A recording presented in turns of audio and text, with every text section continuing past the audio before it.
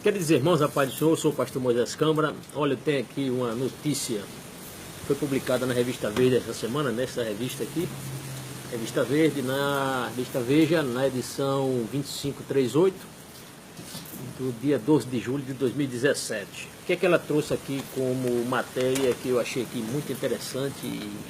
Foi essa aqui, a matéria Sagrada e Popular. Sagrada e Popular. Essa matéria que a Revista Verde dedicou 8 páginas e essa matéria foi escrita por Raquel Carneiro.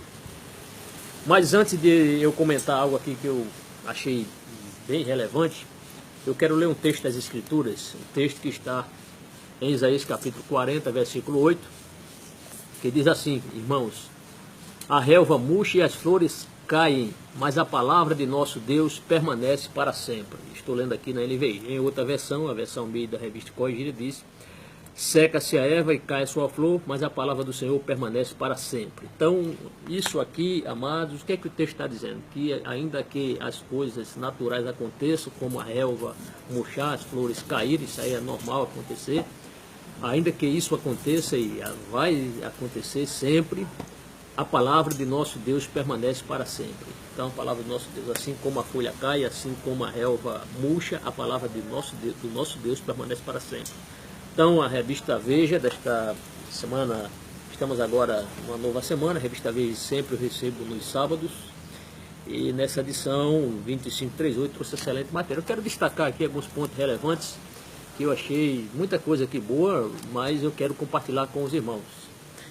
E aqui ela chega a dizer, a Raquel Carneiro, diz assim: um sinuoso caminho de edições e traduções que se estende pelos séculos dos séculos e não se encerrou. Ele está dizendo que a Bíblia mostra que ela precisa de traduções e edições. Por quê? Porque a língua ela vai se modificando e há necessidade de se criarem novas edições, novas traduções. E ela diz assim: é sobretudo uma trajetória de expansão e popularização que agora se consolida em novos meios eletrônicos. Ela também destaca aqui a questão do papel da tecnologia, da Bíblia, que você pode usar no smartphone, vai lá no Play Store e você baixa quantas Bíblias você quiser, em várias versões, inclusive.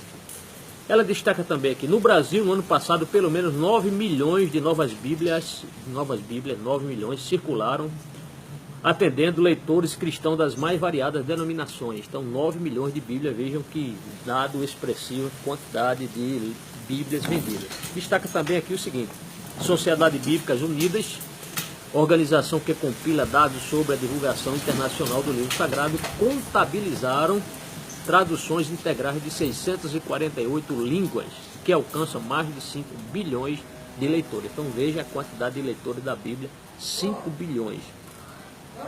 Ela ainda diz: a Bíblia que hoje conhecemos é uma obra de incontáveis autores anônimos. Discordo da questão, porque a Bíblia, todos os seus autores, segundo os estudiosos aí, os comentaristas, todos os livros da Bíblia têm a sua autoria.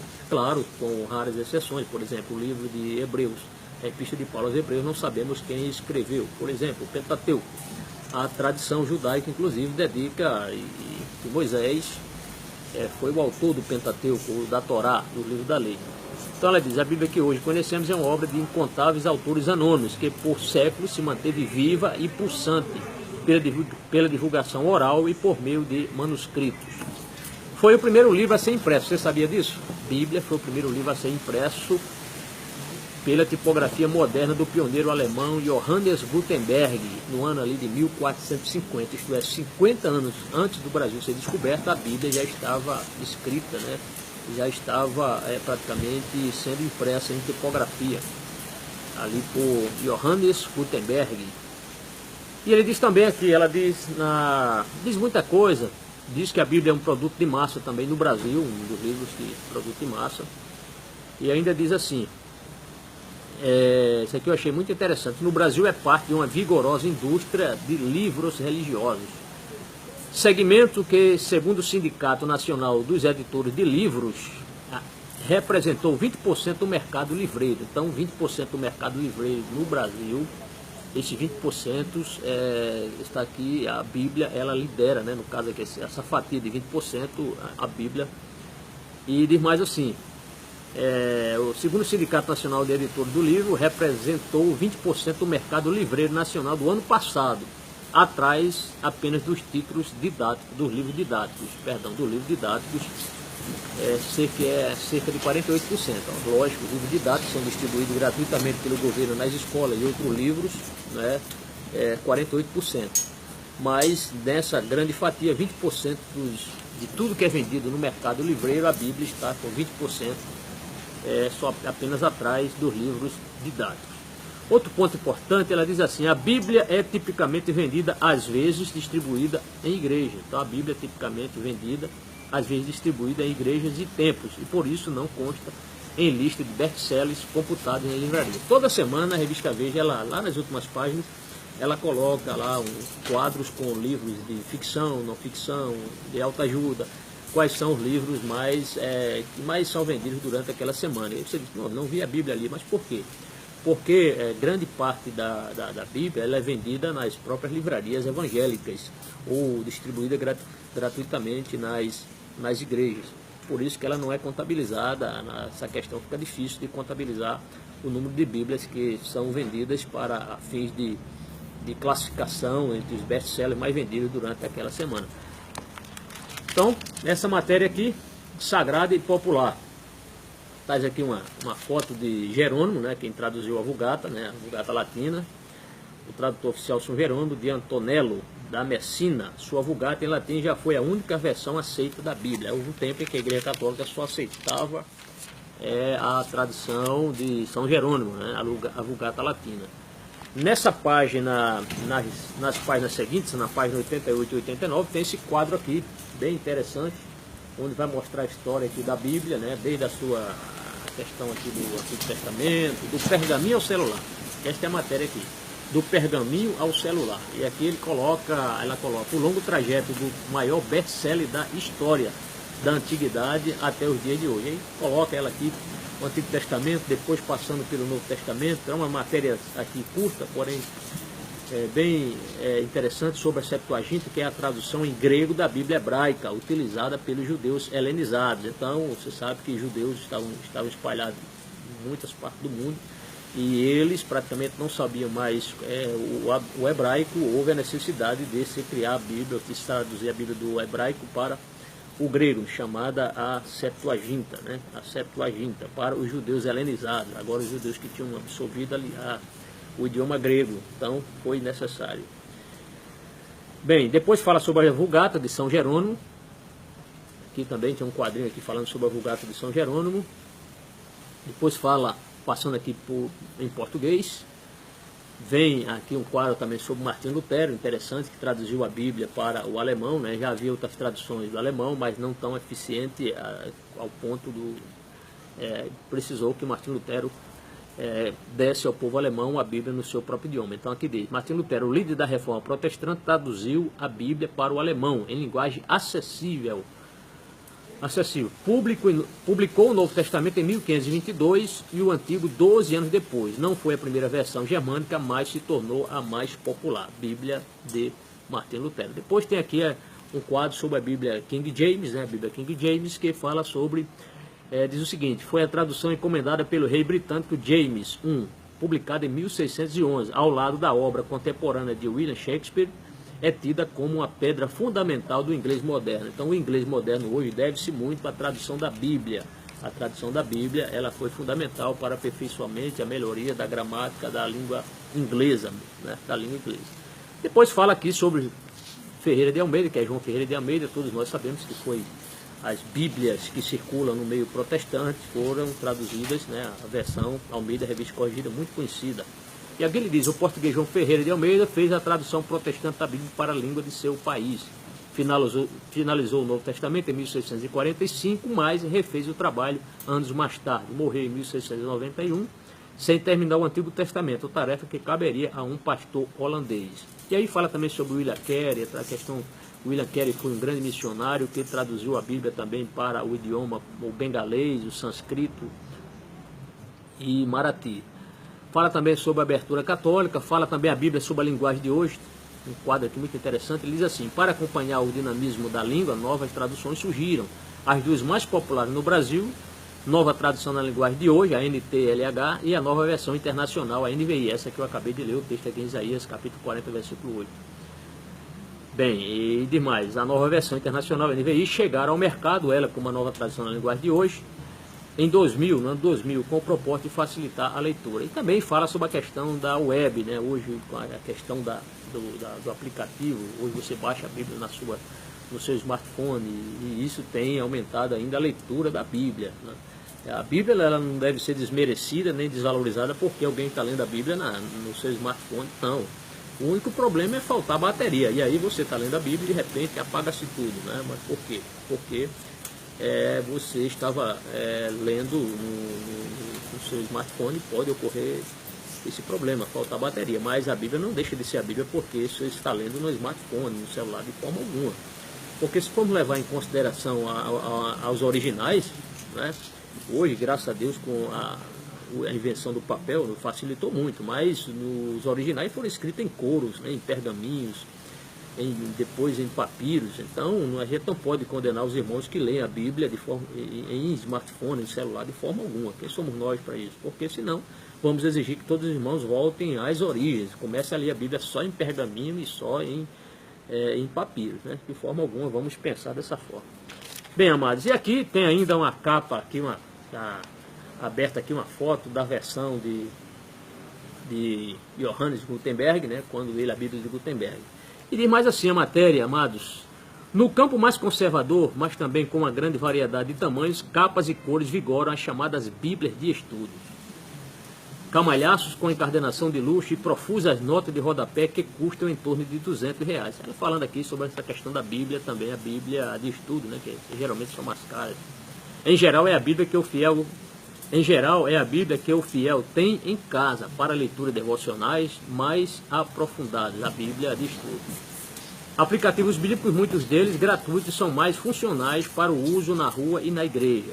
Diz mais assim: a popularização do texto digital afetou sobretudo as edições em papel mais baratas e portáteis. Isto é, a Bíblia cai um pouco a venda das Bíblias. Por quê? Porque muita gente hoje prefere ter sua Bíblia no seu smartphone, ali no seu e-book.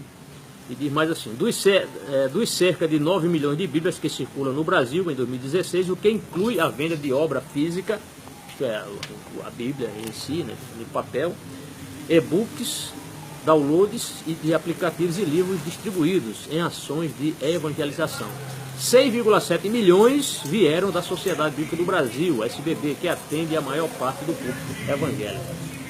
Bem, amados, então a matéria é bem extensa, bem interessante, e ainda fala o seguinte: entre os católicos a Bíblia mais popular é reputada é a tradução oficial da Conferência Nacional dos Bispos do Brasil.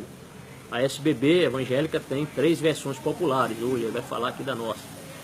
As 3 versões mais populares é a Nova Tradução na Linguagem de Hoje, a Almeida Revista e Atualizada e a Almeida Revista e Corrigida. A Nova Tradução na Linguagem de Hoje é adotada por igrejas modernas, repletas de jovens, enquanto o Tronco Almeida, ela usou esse termo aqui, o Tronco Almeida reina entre o público pentecostal e o neopentecostal como a Bíblia, como a gigantesca Assembleia de Deus. Então, para ela aqui, ela coloca, isso é um fato, realmente a Bíblia de Almeida Revista Corrigida, Almeida Revista Atualizada, são as versões que mais circulam no meio pentecostal, principalmente no meio da Assembleia de Deus, com a Almeida Revista Corrigida.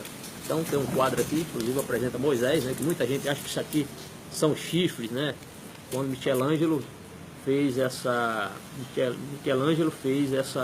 imagem de Moisés aqui. E aqui a foto embaixo diz o seguinte, assim, ó: Moisés de Michelangelo com chifres. A tradução correta é raios. Então quem já viu essa imagem aqui pensa que isso aqui é chifre que ele colocou Moisés. Não, isso aqui representa raios, isso mesmo, raios. Ainda a matéria prossegue e ela diz: além da variedade de traduções em português, o Brasil conta com versões em algumas das línguas nativas, disponíveis até no EPU Version. É uma iniciativa atacada por certos antropólogos e indigenistas que julgam o trabalho missionário em forma de impor aos índios uma cultura alheia. E aí vai uma crítica aqui para os defensores, né? As pessoas, defensores dos índios, pessoas, claro que a gente defende os índios e respeitamos os índios, mas os índios precisam se aculturar.